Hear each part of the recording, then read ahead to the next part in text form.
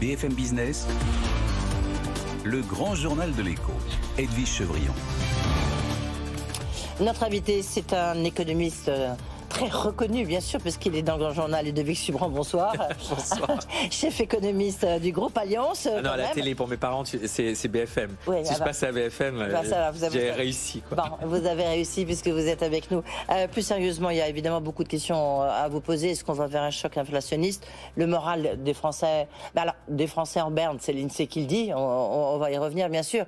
Il y a les Allemands, il y a, à mon avis, tous les Européens, et il y a les Américains, à cause de l'inflation.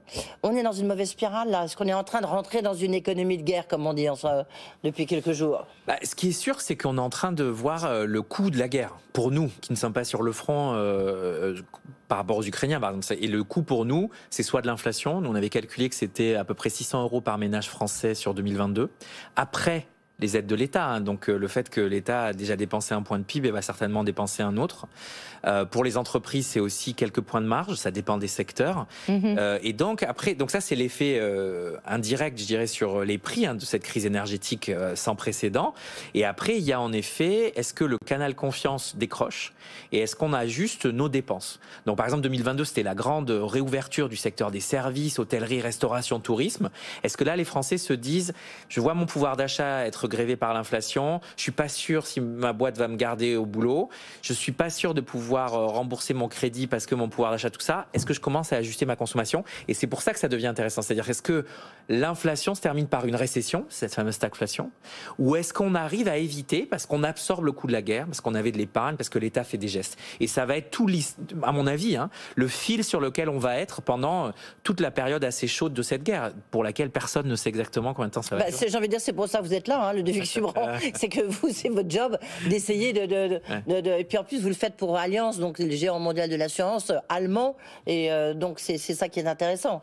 Donc vous le voyez comment? Parce que ceux qui nous regardent à la télévision, vous voyez avec votre main faire un chemin de crête. Moi je pense qu'on peut éviter la récession. Et comment alors? Je suis un peu inquiet aux États-Unis, j'avoue, parce que l'inflation est tellement haute.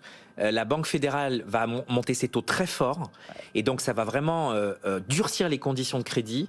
Et aux États-Unis, on l'a déjà vu, par exemple, les gens prennent moins leur voiture aujourd'hui à cause des prix de l'essence. On voit déjà un décrochage très fort de la consommation. Donc aux États-Unis, je suis un peu inquiet. En Europe, un peu moins parce qu'on avait plus de croissance dans les tuyaux. Oui, mais on voit bien là quand même l'indicateur d'aujourd'hui de l'INSEE quand même que le moral des ménages, il n'a jamais été aussi bas depuis novembre 2020. Bien sûr. Après, l'élasticité ou du moins le lien entre le moral et la consommation n'est pas le même. C'est-à-dire qu'aujourd'hui, on n'a pas les indicateurs de consommation ou d'investissement qui décrochent. Est-ce que ça peut arriver dans 2-3 mois? Est-ce que c'est déjà le cas et on ne le voit pas encore dans les chiffres avancés? Par exemple, si je regarde pareil les indicateurs de mobilité, ces fameux indicateurs Google qui regardent si les gens se déplacent ou pas, on ne voit pas de décrochage en Europe. Les gens continuent de prendre leur voiture et continuent de se déplacer. Les chefs d'entreprise qu'on voit disent non, les gens achètent, continuent à acheter. Les gens achètent. On parlera les gens achètent sur les biens d'équipement des ménages, le chiffre d'affaires des entreprises au premier trimestre qu'on peut voir, par exemple, les données Alliance Trade, Euler Hermès et maintenant Alliance Trade. On voit pas de décrochage des chiffres d'affaires, par exemple, des biens d'équipement des ménages. On voit un peu sur l'auto. Et on voit pas trop, par exemple, sur les biens de construction, les choses un petit peu... Vous savez, ce qui avait vraiment décollé pendant l'année 2021, c'était ce fameux home nesting. Les gens qui achètent des trucs pour rendre leur chez-soi un petit peu plus sympa. Donc on voit pas encore de décrochage sur les biens d'équipement des ménages, mais avec une confiance dans les chaussures, dans les chaussettes comme ça, c'est vrai que le risque est là. Nous, on pense qu'on peut arriver à éviter la récession, mais bien sûr, avec les niveaux de prix qu'on a aujourd'hui. Pour être bien clair, vous pensez qu'on peut éviter la récession parce qu'en fait, les Français ont épargné plus de 100 milliards, quoi. Bien sûr. Et c'est en puisant dans les bas de laine de la Covid. Bien sûr. Donc aujourd'hui, les 25% les moins riches de nos compatriotes ont déjà avalé dans leur facture énergétique toute l'épargne Covid. Parce que c'était parmi ceux qui avaient le moins d'épargne Covid. Et aujourd'hui, le peu d'épargne qu'ils avaient accumulé a déjà été mangé par la hausse des prix énergétiques. Et donc la question, c'est ceux qui ont un peu plus d'épargne, ils peuvent encore voir venir, mais pourquoi le gouvernement, pourquoi il y a ce plan de résilience et que tous les pays font, c'est pour éviter de tomber dans une forme de précarité énergétique pour ceux qui n'ont plus d'épargne de précaution et qui du coup, eux, malgré les plafonds sur les prix d'électricité, etc., doivent prendre leur voiture et eux, pour le coup, leur pouvoir d'achat, on parle de 1 point, 2 points de pouvoir d'achat en moins à cause de la facture énergétique après mesure de l'État. Donc c'est quelque chose qui peut vraiment influencer influé très fortement sur la consommation et l'investissement. Donc aujourd'hui, les 25% les moins riches, l'épargne Covid a été mangée. Là, selon la durée du choc et puis la magnitude, aujourd'hui nous on s'attend à ce que ça se stabilise autour des prix qu'on a aujourd'hui. On ne pense pas que ça va remonter au niveau qu'on a vu fin février, début mars.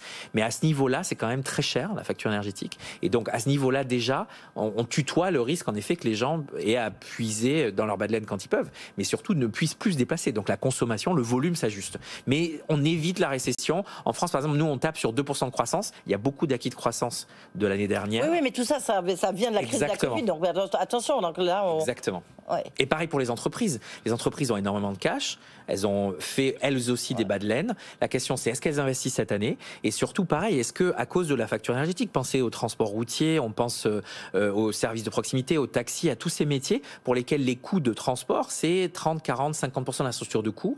Quand vous prenez 40% d'augmentation du prix, il faut pouvoir aller puiser un petit peu là aussi dans votre cash. C'est pour ça que les PGE ont été de nouveau rechargés par l'État. C'est pour ça qu'il y a de nouveau des mesures de compensation. C'est pour éviter que toutes les faillites qu'on a évitées se retrouvent de nouveau maintenant sur le tapis parce que ces secteurs-là ne peuvent pas faire avec une facture énergétique aussi. Ça fait un petit peu peur ce que vous nous expliquez quand même, parce qu'on mesure bien l'ampleur quand même des conséquences de ce coût, mais en un mois, puisque c'est le 24 février, vous voyez, donc en un mois, et le fait qu'on n'ait pas de fin à la guerre, c'est presque un peu glaçant.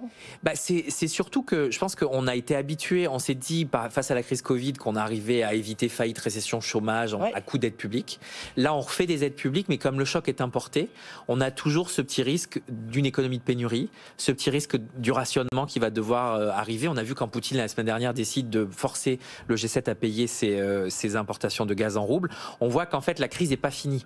En fait, c'est des poupées russes, c'est-à-dire qu'à chaque fois qu'on pense qu'on a restabilisé, il y a de nouveau une ramification. Oui. Hier, je parlais à des chefs d'entreprise, la question des céréales, on en parle beaucoup sur votre plateau, la question des matières premières, des terres rares qui sont disponibles seulement en Russie et en Ukraine.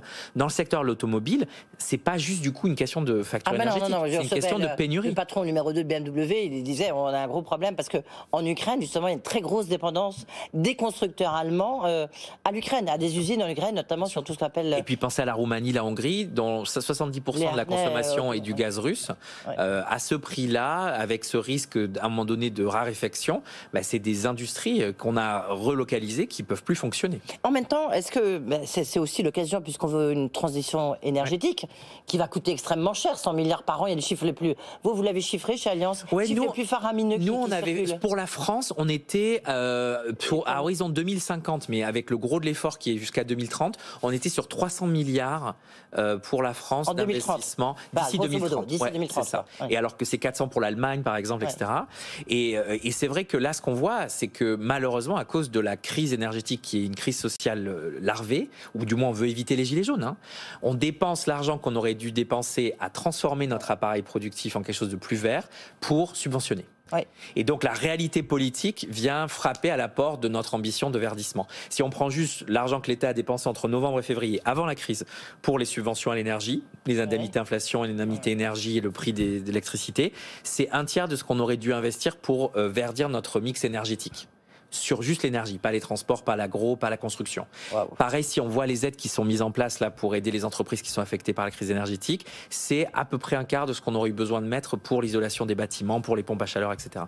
Donc en fait, on est en train de faire des arbitrages politiques avec des vraies conséquences, je dirais. Alors après, on pourra toujours investir en plus, c'est une économie de guerre ou pas. Une économie de guerre, ça veut dire qu'on nationalise plus l'appareil productif, qu'on fait plus de déficit. Aujourd'hui, les arbitrages, c'est qu'on a mis à court terme pour éviter la casse sociale l'argent qu'on aurait dû mettre sur 10 ans, sur 15 ans, pour verdir notre production. C'est un choix de société très fort. Ouais. Et comme vous pouvez le voir, on en parle beaucoup dans cette élection présidentielle. Oui, c'est le sujet. Non, on a besoin d'un peu d'un Churchill. On a besoin d'un quelqu'un qui nous explique cette crise. Il va y avoir un peu de sang et de sueur et de larmes. Parce que la manière dont vous le décryptez, là, j'ai envie de dire, c'est un peu presque la première fois que je l'entends décrypter de cette manière. Parce que je pense qu'on ne veut pas voir.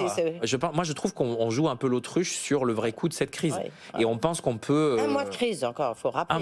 Un mois de crise. Mais si on reste à ces niveaux-là, avec les pics de volatilité, je pense que c'est de l'ordre de grandeur duquel on parle. Ludovic Segrand, en même temps, on va rentrer dans la sobriété énergétique. Je ne veux pas le mot politiquement correct. On va moins se chauffer, on va moins bouger. Quelque part, c'est ça la transition énergétique. On ne l'a jamais dit, mais c'est ça. Personne ne veut en parler parce qu'un mois avant les élections, c'est difficile de dire aux gens on va vous rationner. Moi, je viens du Sud-Ouest. Tous les étés, on nous dit qu'il faut moins utiliser d'eau. Après 17h30, vous ne pouvez pas arroser la pluie. Et on va devoir y passer. Si vous regardez Fukushima, qui est un peu l'étalon, ils ont dû ajuster leur consommation de 10% à peu près. En fait, il manquait 30 à 40%. Au final, sans les pertes en ligne, etc., les gens ont ajusté leur consommation. Ils sont allés, par exemple, au bureau en tenue un peu plus légère pour éviter d'utiliser la clim, etc. On ne parle pas encore de ces mesures de rationnement, à part l'Agence internationale de l'énergie. Mais en Allemagne, je peux vous dire que c'est déjà le sujet. C'est-à-dire que les gens ont tellement peur l'hiver prochain à Berlin, si ça commence chez nous, là. Et nous, ça commence, mais les élections déplacent un peu le sujet. En Allemagne, la vraie question, c'est qu'aujourd'hui, il y a les patrons s'insurgent contre les experts, notamment les économistes, qui disent on peut faire sans gaz russe. Et les patrons disent mais vous rêvez. Et donc la tension est très palpable. Scholz à la télé il y a 2 jours dit faut arrêter les modèles économiques. La réalité, c'est qu'on ne sait pas faire. Ludovic Subran, dégagé. Ouais, c'est ça, c'est un peu ça. Ouais. Dégagé. Et donc on peut plus se baser sur les modèles mathématiques. Donc la tension est très palpable.